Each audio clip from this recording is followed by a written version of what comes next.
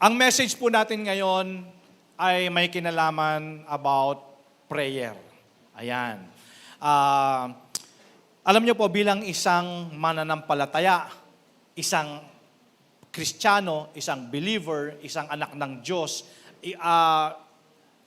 isa sa pinaka-importante, pinakamahalaga sa buhay natin is yung panalangin.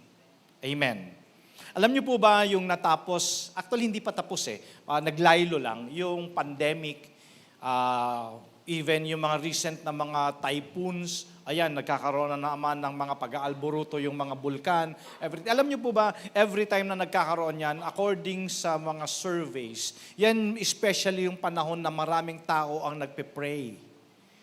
Okay? So, ano po ba yung alam mo na paraan para tayo mag-connect sa Panginoon?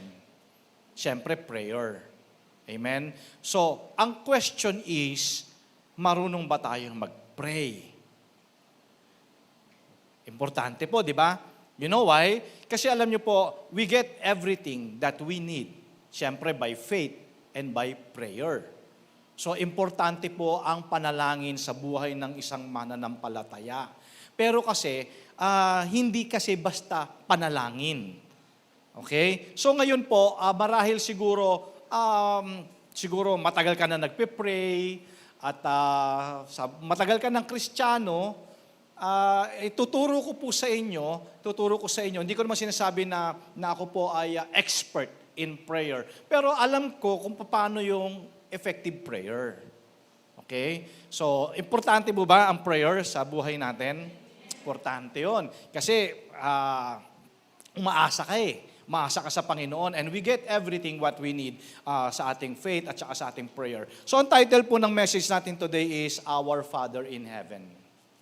Okay. Alam nyo ba na ang isang requirement sa prayer ay relationship? Ayun. Sabihin natin na hindi naman kita kaano-ano, pero hingi ka sa akin ng 1,000,000. Hindi kita kilala. Tingin mo ba bibigyan kita? At pero kahit nakakilala kita, dahil wala akong 1,000,000, hindi kita bibigyan.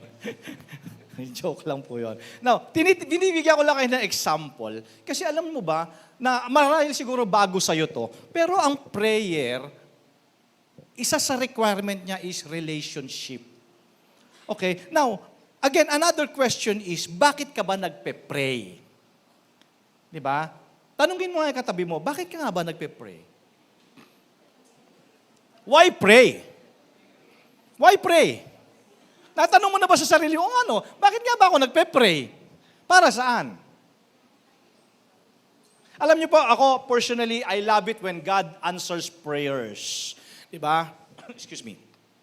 Gustong-gusto natin na talagang sinasagot ng Lord yung ating mga panalangin. Pero marami rin mga stories ng unanswered prayers. Okay? Marami ding mga, maybe millions of stories about unanswered prayers. Ang nakakalungkot doon, mga kapatid, many of them ay mga prayers ng even mga Kristiyano. Ayan. Na ito yung mga Kristiyano na nakahuluhod, nananalangin sa Panginoon, di ba? At syempre, kumbinsido tayo na mga anak ng Diyos na ang ating Panginoon, siya ay ating, sa Kanya tayo dumadalangin, siya ay nakikinig, He hears, He listens, and He answers our prayers. At yun naman talaga yung foundation ng ating panalangin. Kasi alam natin sumasagot ang Diyos. Amen po ba? Now, bago tayo magpatuloy, kayo ba may experience kayo ng mga answered prayers? Yung sigurado ka na ito, pinanalangin ko to, tapos sinagot ng Lord. Meron, di ba? Meron. Lahat tayo, meron ganon. So naniniwala tayo that God hears, listens, and answers our prayers. So, yung prayers natin, mga kapatid, base po ito dun sa belief natin on His character, on His power, and intent to answer our prayers. Nga lang, unfortunately, na minsan, parang contradict itong belief natin ito doon sa nangyayari sa mga prayers natin. Okay? So, sabi nila, ang panalangin daw ay fit into 3 different categories. Merong yes, merong no, at merong wait. Okay? So ngayon, siguro habang nakikinig ka sa akin, binabalik mo yung mga prayers mo, no? Binabalik mo, meron ditong na yes, merong no, at meron ding wait. Pero syempre, ang gustong-gusto natin yung yes. Amen. Kasi yung yes, nagbibigay sa atin ng delight yun eh. Nagbibigay sa atin ito ng joy. Okay? At marami pa mga tao, pag naka-experience sila ng mga answered prayers, mas masaya sila o pinagbubunyi nila o nagse-celebrate sila doon sa mga answered prayers instead na pasalamatan yung sumagot sa prayers. Di ba? Nare-realize niyo ba yun? Minsan na, yes, galing ko talaga mag-pray. Di ba? Ikaw na. Di ba? Nakalimutan mo na the one who give the answering. Nakalimutan mo na yung Diyos na sumagot ng panalangin. So, sabi ko nga sa inyo, ang gusto natin lagi yung yes eh. Okay? So, pero ang problema natin, yung no and wait. May mga Kristiyano na nakakalungkot, iniwan nila yung kanilang pananampalataya kasi marahil hindi sinagot ng Diyos yung kanilang mga panalangin, yung kanilang mga gusto, o yung kanilang mga ine-expect. Alam niyo po ba, yung mga na-disappoint with God usually are not evil people. Yung mga lumayo, sabi nga nila, no? Sabi nila, yung mga atheists daw, hindi naman daw talaga yan tunay na mga atheists. Ito yung mga tao rin na galing sa loob ng church. Disappointed. Diba? Pakiramdam nila, dinisappoint sila ng Panginoon. Dinisappoint sila sa prayer life nila. Diba? So, hindi pala ito mga really evil people. Sometimes they are mothers and fathers who sincerely believe God could and would heal their children from terminal diseases. Di ba? Ito yung mga magulang na nananalangin na gumaling yung kanilang mga anak, ngunit hindi gumaling. Ito yung mga church workers na nananalangin ng success sa life nila, even in their finances. They are children na nananalangin araw at gabi para sa kanilang mga parents na pagkalooban ng Diyos ng bagong trabaho o magkatrabaho. O panalangin ng mga anak na itigil na ang kanilang mga tatay na saktan ng kanilang mga ina. They are good, well-intentioned people, church. And we believe that their prayers are good and reasonable. At wala tayong nakikitang dahilan para sabihin ng Diyos na no sa kanilang prayers. So, church, naintindihan ko po, it's not easy to keep believing in a God who say no or rejects 1,000 sincere prayers. Naintindihan ko po yun. Sometimes, ginawa na nga natin lahat ng mga paraan. Di ba? Yung alam nating paraan, may mga combination pa tayo ng kung ano-anong mga paraan para sa ating mga prayers. Meron tayong sariling vocabulary. Di ba? Nagke-create tayo ng kung ano-anong mga ways to pray. Nakakala natin yun yung effective prayer, but still, God say no. Amen?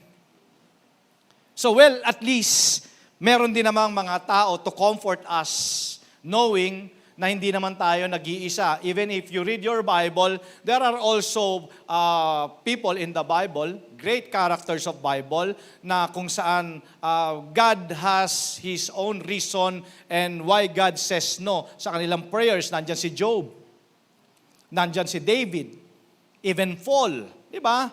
So, hindi tayo nag-iisa kung tayo man ay nakakaranas ng no for an answer sa ating mga prayers. So, ang tanong ko ulit, church, is, what is prayer anyway? Ano nga ba yung prayer? Ang tagal na nating Kristiyano. May mga experiences ka na rin ng mga answered prayers. Meron ka ring experiences ng no. At marahil siguro marami ring wait. Pero papaano ba magiging effective yung prayer natin? Alam niyo po, in my 45 years of being a believer, I also experience prayer more passionately. Di ba? Ganun din nag-i-improve din yung prayer life ko. Na-experience ko din ang ma-disappoint pag sinabi ng Lord na no. Di ba? And then, syempre, yung emotions natin, surprisingly, mix yan ng luha. Di ba? Pagka sinabi ng Lord na no, di ba? Nandyan yung tears and anger and sorrow. At aminin man natin, church, aminin man natin, nandyan pa yung devil na talagang ipupush tayo para magrebelde sa Diyos. Pero, sabi ko nga po sa inyo, in my 45 years, I realize I always need to be strong and stay in faith and understand God even I don't understand. Importante po yun. Alam niyo po, ang prayer life ko, too numerous to count. Di ba, nandyan nagpe-pray ako sa umaga, nandyan nagpe-pray ako sa gabi, di ba, nagpe-pray ka sa pagkain, di ba, nagpe-prayer ka sa public. So, nandyan na yung combination ng sinasabi ko sa inyo kanina, meron ka ng mga kombi-kombi na prayer na ginagawa, di ba? Lahat na ng paraan ginagawa mo dahil akala mo ito na yung mga effective na prayer. Well, I believe, effective din naman yon. Pero itong maririnig nyo ngayon is, marahil, hindi po ito bago sa marami sa atin, na gusto ko kasi na mas makita natin yung ang Diyos na nakikinig at sumasagot talaga ng ating panalangin. Okay? So, akala natin, pag matagal ka ng Kristiyano, di ba? Expert ka na on prayer, that I realized pala, church, the more I pray, the more I discover about what prayer is really all about. Excited ba kayo? Amen. Possibly, church, posible na marami sa mga prayers ko ay hindi naman talaga prayers at all. Kaya pala, merong no answer si Lord.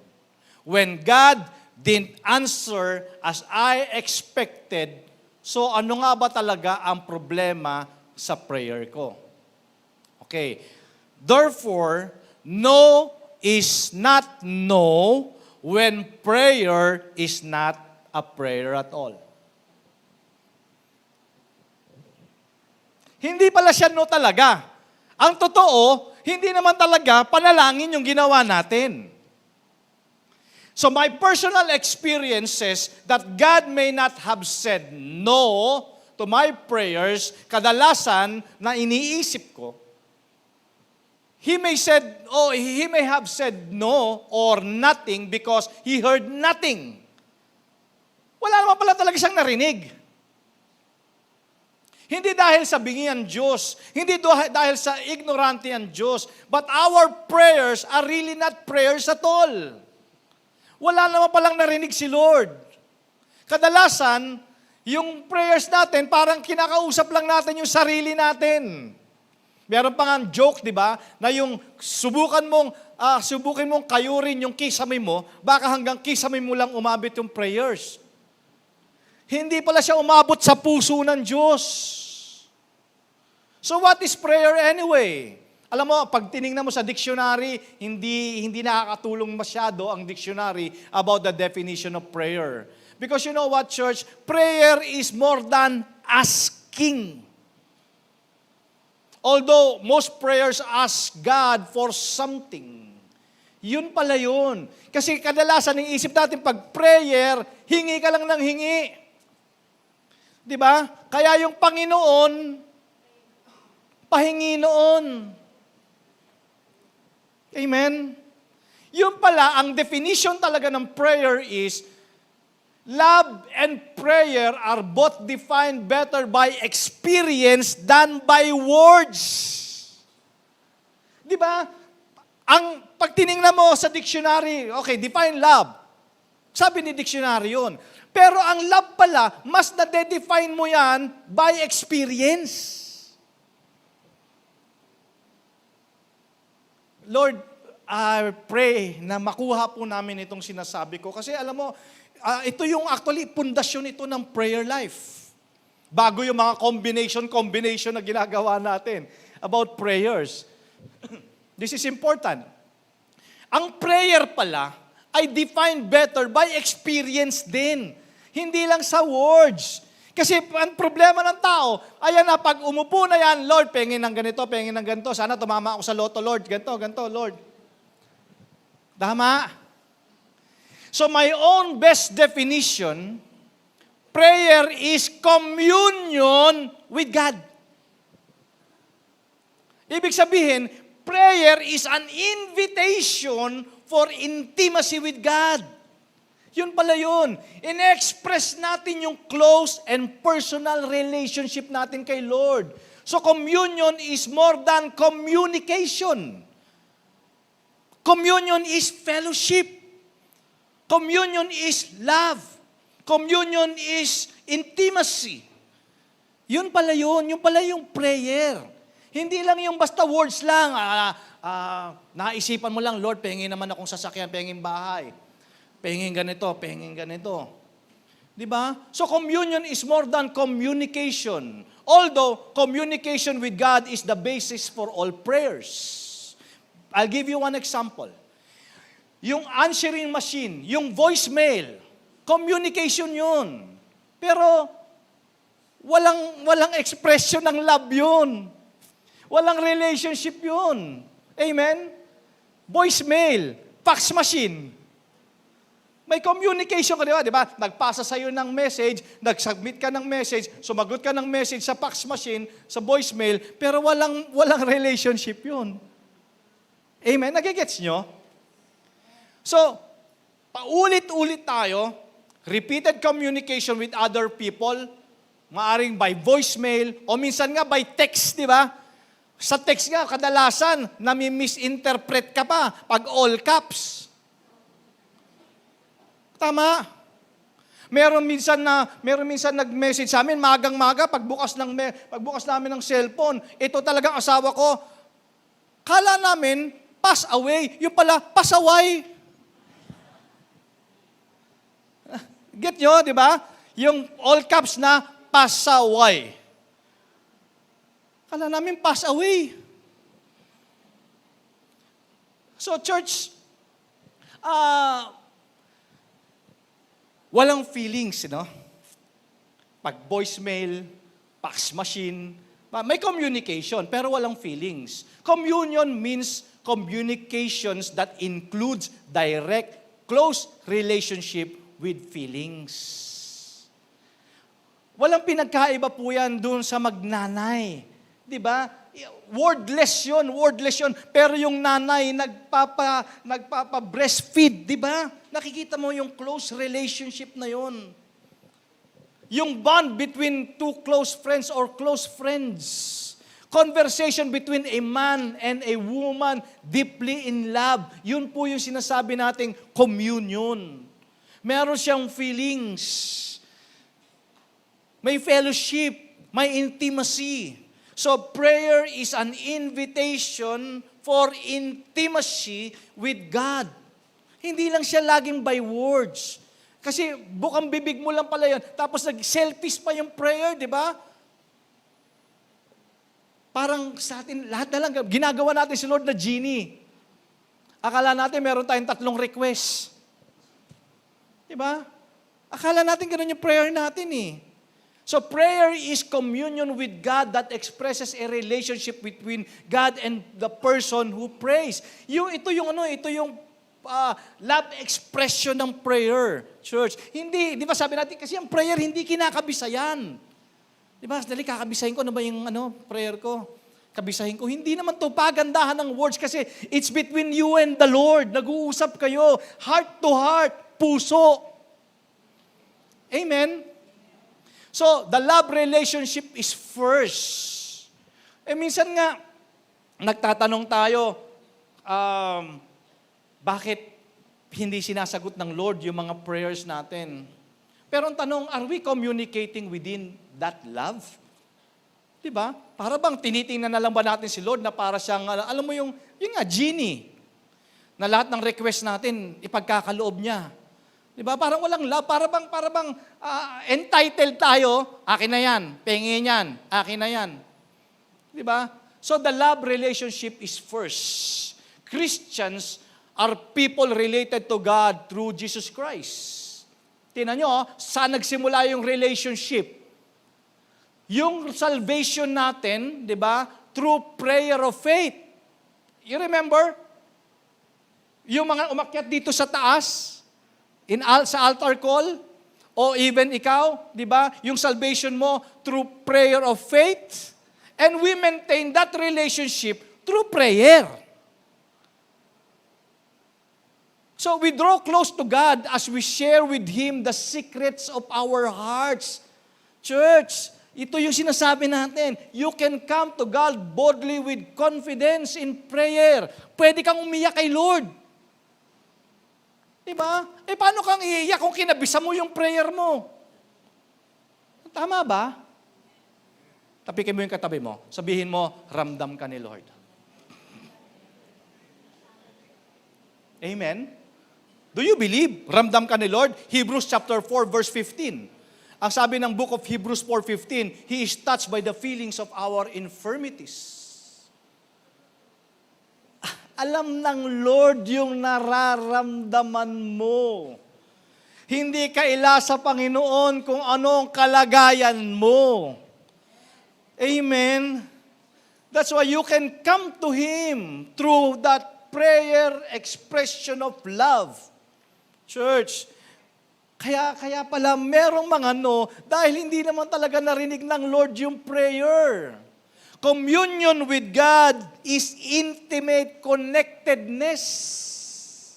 Di ba? Ito yung connectedness na hindi mo ma-describe between the parent and the child. Between lovers. Between best of friends. Prayer is the language of soul with God Himself. Kaya church, I know na itong definition ng prayer na naririnig nyo today is far beyond the way na nakasanayan natin, na prayer natin. Kaya po, binigyan tayo ng Lord ng pagkakataon, marinig ngayong umaga. Marahil siguro, ang daming panalangin ngayong umaga na naghihintay ng kasagutan. Amen. We have different expectations. Pero sabi nga natin, kailangan kasi meron talagang connectedness. Meron talagang expression of love. Di ba? Siyempre, parang sa buhay natin, di ba, meron tayong ibang expectation between sa bagong empleyado at saka doon sa matagal ng empleyado. Di ba? Iba na expectation ng Lord sa atin pag matagal na tayo. Yung, siyempre, ibang expectation natin sa first date compared doon sa matagal ng mag-asawa. Diba? Yung newborn child compared to teenager. Siyempre, iba na ang expectation ng Lord sa atin. Lalo na pagka matagal na tayo, church, God expects more too old. Especially, pag sinasabi natin too old, ito yung matagal ng relationship natin ng Panginoon. Amen? So, maaari siguro i-excuse ng Lord yung ignorance natin and insensitivity doon sa mga new Christians while expecting far more from yung mga disciples na alam naman nila kung ano yung tama, kung ano yung dapat. Okay? Now, tingnan natin ito. Paano ba natin ipapattern yung prayer natin kay Jesus? Open your Bible in Book of Luke, chapter 3, verse 21 to 22. Tingnan natin. Ayan. Samahan niyo po ako. Let us read Luke 3, 21-22. When all the people were being baptized, Jesus was baptized too. And as He, church, pakibanggit niyo po, as He was praying. So, ibig sabihin, si Jesus nagpe-pray, ha? Baka akala natin, hindi na nagpe-pray si Jesus Okay, as he was praying, heaven was open. And the Holy Spirit descended on him in bodily form like a dove, and a voice came from heaven, "You are my Son, whom I love. With you I am well pleased." Now, imagine po natin yung senaryo. That time, napakaraming tao na nagpapabautismo doon sa Jordan River. Okay, so for Jesus to set an example with his disciples, nag-volunteer siya to be baptized. Okay? So, alam naman natin, yung baptism identifies us with the Lord, and his baptism identified him with us. So, okay. So, ito yung sinasabi natin na nung magpapabautismo si Jesus, as he was praying, hindi naman niya inisip na malamig kaya yung tubig? Or ano kaya sasabihin ng crowd? Hindi. Diba? Jesus prayed, communing with God, the Father, through the baptism, and something surprisingly happened. Nagbukas ang langit. Ayan. Alam niyo ba, pag nagbukas ang langit sa inyo, maraming pwedeng mangyari. Amen? So prayer is like a key that opens heavens to us on earth. Prayer touches the heart of God through the two-way communion of love and relationship. So this is the pattern of prayer for Christians. We are to practice prayer as love communion. Communion with God who opens heaven when we pray. So kailangan talaga, church, every time na magpe-pray ka, yung old style, old habit natin na, Lord, pahingi ng ganito, pahingi ng ganito. Well, alam ko, part naman talaga yung paghingi kay Lord. Pero dapat, pag nananalangin tayo, ang motivation natin is because we have a personal relationship with the Lord. Amen? Tingnan niyo po ito. In Book of Mark, it records a fascinating insight into the private life and schedule of Jesus. Tingnan mo yung schedule ni Jesus. Kaya tinatanong ko po sa inyo kanina, do you believe na ang prayer is important?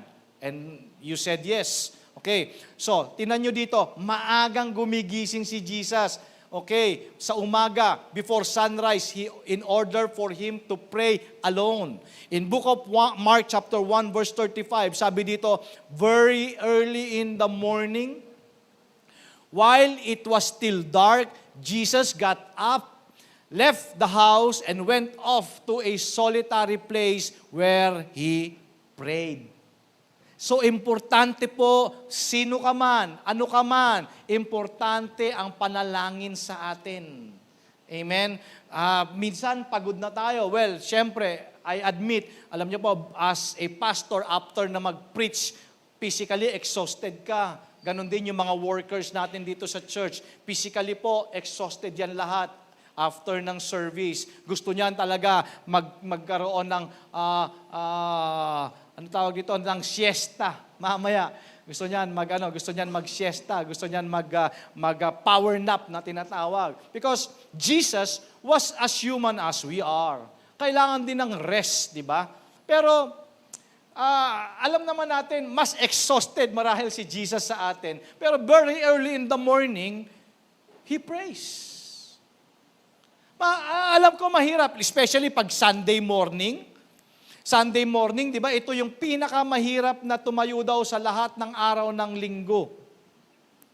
No? Kasi nga, naka na sa mind natin, naka-mindset na tayo, nung araw, ang linggo talaga is araw ng pahinga. Pero ang sinasabi ng Bible, yung rest natin kay Lord. Kaya tayo nagwo-worship pag Sunday. Di ba? Pag Sunday, ang isip natin, major cleaning ng bahay. Di ba? Pag Sunday, isip natin, maglinis ng bahay, mag-outing, ano pang iniisip natin. Hindi naman po masama yung iniisip nyong yun. Pero dapat, unahin nyo muna si Lord. Amen? So, alam ko kay Jesus mismo, dahil tao lang din siya during that time, maaaring siguro inaantok pa siya. pero kailangan niya manalangin. You know why? Because prayer was a priority for Jesus, too important to skip. Diba? Actually, the larger the demands on him, the greater his exhaustion. Pero the more he needed to pray. Church, dapat ganun ang iniisip natin. Na the more na ikaw ay under attack, diba? You're under attack by a sickness, you're under attack by sa finances mo, nandyan ang mga problema, nandyan ang mga kung ano-ano mga pagsubok, the more na kailangan mo ang prayer. Amen. Kasi alam naman natin si Jesus, the larger the demands on him, the greater his exhaustion. Pero yung prayer was a priority. Too important to skip kasi alam niya yung kahalagahan ng prayer. In Luke chapter 5 verse 16, ang sabi dito, Jesus often withdrew to lonely places and prayed. Di ba? Kahit na gaano ka-busy yung araw niya, hindi niya nakakalimutan na manalangin. Di ba? Gigising siya ng maaga doon sa solitary place and then he prayed. Siguro, pinaglalabanan niya talaga yung mga urges, di ba? Na naantok pa siya, di ba? Di ba? Ano na lang ako, mag-online na lang ako. Di ba? Kasi antok pa ako. Di ba? So, pero si Jesus, lagi niya kino-conclude yung life niya, beginning ng oras niya sa umaga, prayer, sa gabi bago matulog, prayer. Di ba? So, analyzing Jesus' priority and schedule, however, pinapakita yung kanyang public prayers, pero yung kanya palang public prayers ay small fraction lang ito ng kanyang prayer life. Most of Jesus' prayer life is communion with Father who was hidden in private.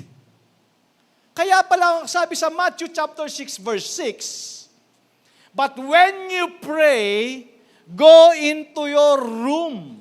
Okay, now, church, when sinabi ditong go into your room, it could be literally, kasi you need really to go to a solitary place, okay, to a place na kung saan, moment nyo lang dalawa ni Lord.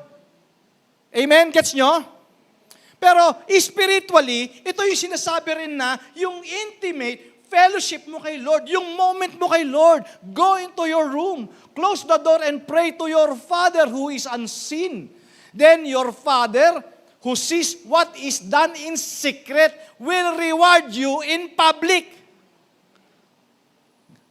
So the habit, church, of putting prayer first and finding privacy for prayer increase the best relationship with God. Yun eh. 'Di ba? Na-strengthen din yung prayer life natin, yung faith natin. Nagmamature tayo, especially sa buong araw, sa totoo lang. Kaya kailangan tatapusin mo talaga yung araw mo ng panalangin bago ka matulog sa gabi. Imagine mo yung buong maghapon, ang dami mong battles. Tama. Ang daming battle, ang daming mga demonyo. Tama. Sa buong maghapon, maniwala po kayo sa akin. Para bang, Lord, po pwede ba lumipas itong araw na to nang walang demonyo? Pero, dapat ito yung pattern ng prayer life natin. So, kita nyo, sinisimulan ni Jesus yung life niya in prayer. And then, tatapusin niya yung life niya sa gabi, yung kanyang maghapon in prayer. Tapos, you see, if you read again your Bible, alam nyo ba na meron tinatawag na preparatory prayer? Preparatory prayer, especially if you're making unimportant decisions. Tanungin ko kayo, balikan ko kayo. Gaano karami mga desisyon na ipinag-pray mo muna bago mo dinesisyonan? Si Jesus, nung pipiliin niya na yung kanyang 12, nag-pray siya. He prayed bago sa kanyang final decision. So it might surprise us that Jesus, with all His supernatural wisdom and power, would need such preparatory prayer. Kaya dapat, church, magising-gising na tayo dito. Makita natin ito. Kasi we make our decisions, especially major decisions, with far less wisdom and power, and therefore need at least as much preparatory prayers. Pine-prepare natin yung sarili natin, pine-prepare natin yung decision natin. Humihingi tayo ng guidance, humihingi tayo ng leading, humihingi tayo ng wisdom sa Panginoon. That's what you call preparatory prayer. Okay? Kaya nga ako, impress ako pag meron ako naririnig na mga kapatiran na before making decisions, sabi nila, pag-pray muna natin. Di ba? Before deciding about employment, before deciding about marriage, business, or any choices, pag-pray muna natin kay Lord. Hingi muna tayo ng wisdom kay Lord sa prayer natin. Amen? Ginagawa po ba natin yon? O ngayon lang natin narinig yon? Okay, merong mga decisions na church, kailangan mo ng preparatory prayers. You need to start prayer. You need to ask wisdom. So ito yung pattern na sinet ni Jesus sa kanyang mga disciples. Okay, pero ang konteksto pa rin ito, walang iba kundi communion with God. Kasi when you draw near to God, you ask God for a wisdom, di ba nakikipag-usap ka? Di ba? Yun eh. Yun yung alam mo, kaya mayroong Book of Lamentations, di ba? Alam niyo yun, di ba? I have preached that before. Kaya mayroong Lamentations, pwede mo kasing iiyak kay Lord, yung damdamin mo. Di ba? Pwede kang magsabi kung ano yung tunay mong nararamdaman. Kasi sa totoo lang, sa atin, nahihirapan tayo maghanap ng tao na pagsasabihan natin ng tunay na nararamdaman natin. Kasi baka i-chismis lang tayo. Tama? Amen ba? Pero kay Lord, pwede ka lumapit. Hindi ka i-chismis ni Lord. Amen. So, kasi nga, parang ang lapit kasi kay Lord, parang rubber stamp. Alam mo rubber stamp? Approve. Di ba? Kaya pala, laging na-deny. Amen. Amen? So, kaya kung ipoponder natin, church, Lord, church, set aside mo everything, set aside mo lahat, everything. Maaari siguro meron kang confusion today, meron ka siguro problema, whatever. You listen to this message this morning because this is your very foundation sa prayer life mo. Maniwala ka sa akin, magiging effective ang prayers mo. Pag nakuha mo to, very effective to. Okay, alam ko, ang dami pang mga keys to effective prayers, pero ito yung foundation mo. Okay, yung communion with God. You start your prayer in that expression of love. Kaya ka lumalapit sa Ama dahil anak ka. Amen. Amen. I'm not talking about entitlement, but I'm talking about the love of the Father. Diba? Amen? It's not about us. It's all about Him. So, kaya nga kung iisipin natin, the definition of prayer is communion with God. Diba? Communion with God. Kaya nga, you remember, ilang panahon na kasama ni Jesus yung mga disciples niya. Pero in Luke chapter 11 verse 1, sabi ng mga disciples niya, Lord, teach us to pray. Teach us to pray. Because prayer is much more than speaking a request to God, church. Ayan. Kaya pala ang tagal-tagal na. Bakit hindi sinasagot? Wala naman pala narinig si Lord. Diba? Prayer is more than speaking a request to God, telling Him what we want. Okay? So, no relationship, no right to claim sa answered prayers. Kasi, sabi ko nga sa inyo kanina, tingnan mo naman, para kang pumunta ng bangko. Okay, yung mga taga-bangko, may mga taga-bangko dito Tapos nagwi-withdraw, pero wala siyang account. Wala, di ba? Ito yung sinasabi natin, lumapit ka sa Ama, sa tatay nating nasa langit, humihingi ka, pero wala ka namang relasyon. Amen? Subukan mo yung kapitbahay ninyo. Pumasok sa bahay nyo at binuksan yung rep ninyo. Kinuha yung mga chocolates. I hope you're getting this, no, church? Because prayer is love relationship. Millions of prayers may not prayers at all. Wishful thinking lang sila. Selfish demands. Wala silang concern kung sino si Lord. Ang concern nila kung ano yung hihingin nila. So, hindi ito yung prayers na gusto ng Lord. They are not prayers in the first place. So, ang kulang dito, yung understanding or yung effort to commune with God. So, if there is no relationship, there is no prayer. Pero siyempre, huwag ka naman matakot. Huwag ka naman matakot na hindi ka na mag-pray dahil baka hindi nasagutin ng Lord yung prayer mo. No. Kailangan kasi, ang desire mo first and foremost is to commune with God. Na excited ka kasi may fellowship ka kay Lord. Your prayer is your divine appointment with the Lord. Di ba excited ka? Kaya nga ba, tabi muna kayo mga bata, huwag kayo makulit. Dito muna ako sa kwarto, huwag kayo makulit ha. Meron lang kaming appointment ni Lord. Tama. Meron kang divine appointment kay Lord every time you pray. Di ba? Hindi yung Lord, pahingin naman ganito. Pahingin naman ganyan, pahingin ganyan. Well, pwede naman tayo humingi eh. Di ba? Pwede tayo humingi. Basis din naman ng prayer yun eh. Pero dapat, ginagawa natin yan in motivation of love. Kasi meron tayong relationship sa Panginoon. Okay? So, yung time na natutunan ko to, mga kapatid, I learned. Kaya ko nga sinishare sa inyo, I've learned. I've learned a lot. Alam nyo ba na ako ngayon, I experience many yes answers? Wala na akong no. Pero ang dami kong wait. Yun, di ba? Yun ang mahirap naman. Pag ang sabi ng Lord, wait. Sino dito yung taas nga yung kamay naniniwala dito, marami siya mga wait na answers. Wait lang. Relax ka lang. Wait ka lang. Kasi pag sinagot ng Lord yan, yun na yung time ni Lord. At pag sinagot ng Lord yan, kahit na sinong humarang, pumigil, walang makakapigil yan. Amen.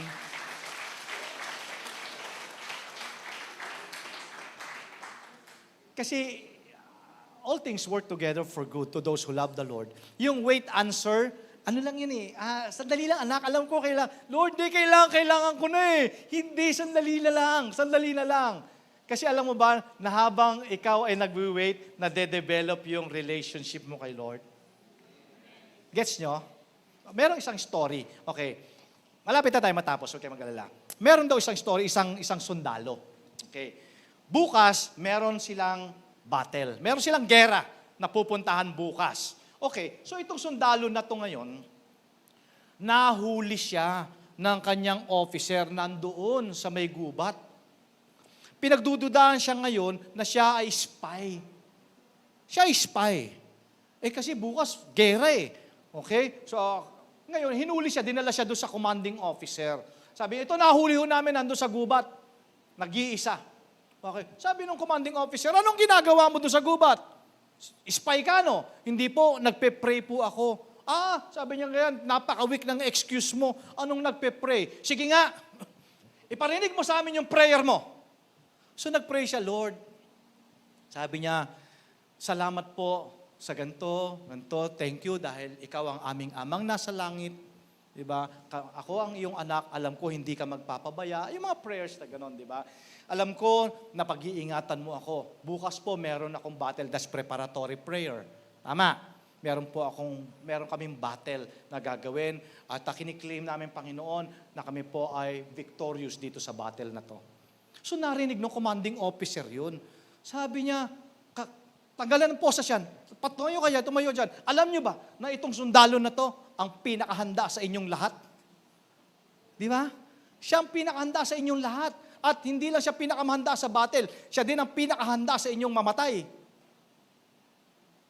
Because of that preparatory prayer.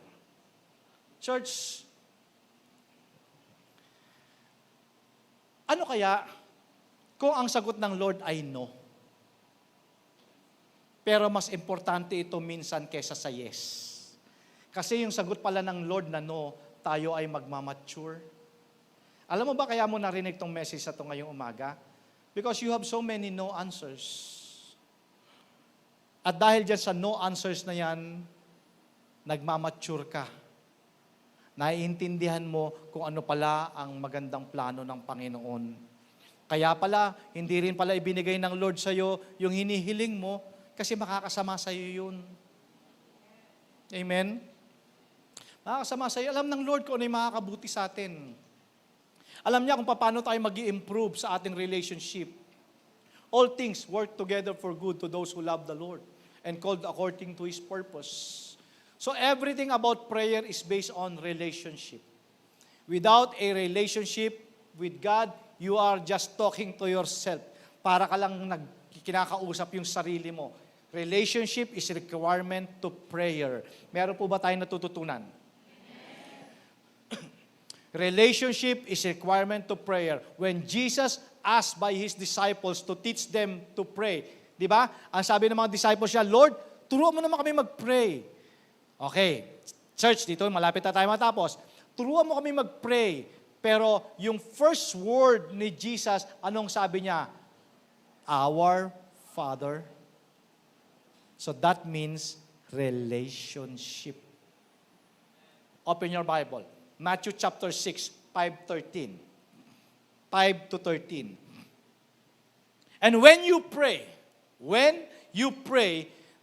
do not be like the hypocrites, for they love to pray standing in the synagogues and the street corners to be seen by others. Ito yung sinasabi na go to your room. It could be literally, para meron kang moment kay Lord, private kayong dalawa, nagko-commune ka with your fellowship with the Lord, di ba? Hindi katulad ng mga ipokrito, nagpapakitang tao lang sila, nagpe-pray.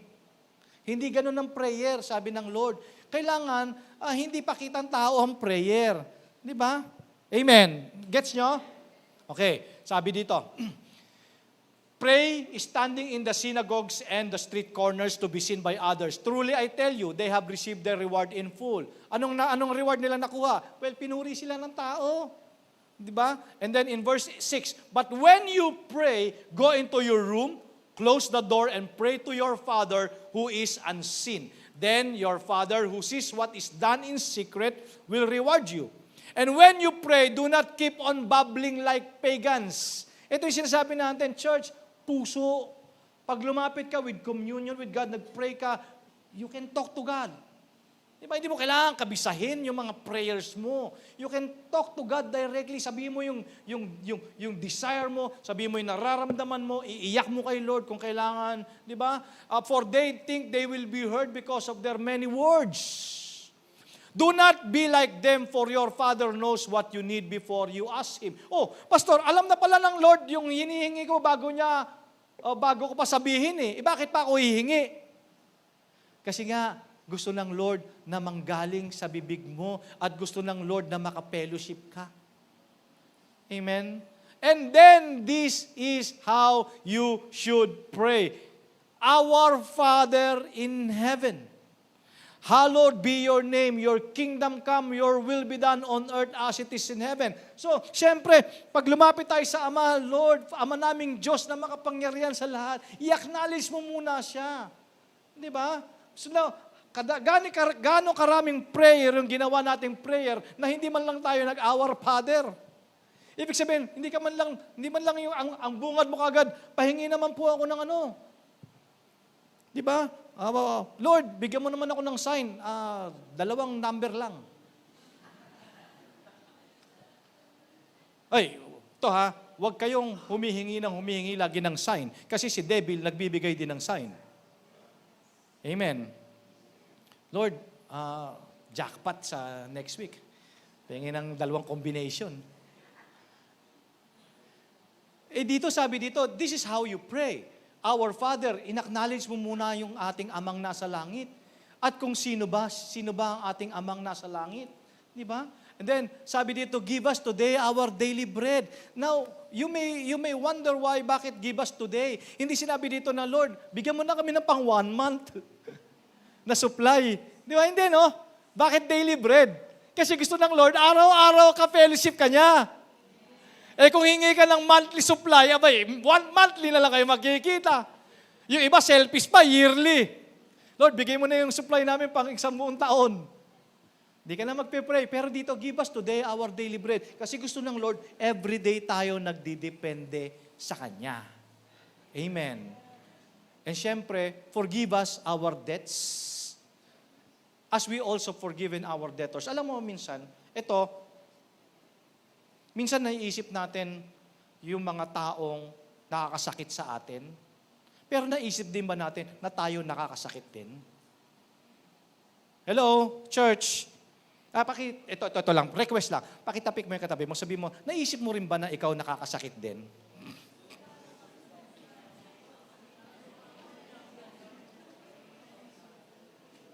Tama. Tama. Paano naman yung mga nasaktan natin? Kaya sabi dito, and forgive us our debts. Ganon din yung mga pagkukulang natin, mga pagkakasala din natin. Ganon din, patawarin din natin sila. Di ba? Hindi lang yung tayo, naghihintay lang lagi tayo na tayo yung iintindihin. Subukan din nating umintindi sa iba. And of course, lead us. Totoo po yung church. Actually, para sa tamang relationship kasi yan eh. Intindi mo rin yun. Alam mo, sa totoo lang, minsan, konti na lang, segue lang ako. Minsan, nagtatampo tayo doon sa mga tao, hindi tayo napagbigyan, pero hindi mo alam, may matindi rin palang pinagdadaanan. Totoo yun, church. Siyempre, hindi naman sa lahat ng panahon, okay, pakiramdam niya.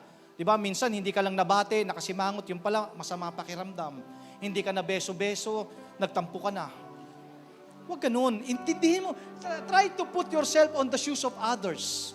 Intindihin nyo rin yun. Isipin nyo rin yun. Baka akala nyo kayo lang may pinagdadaanan. Meron din yung ibang yun.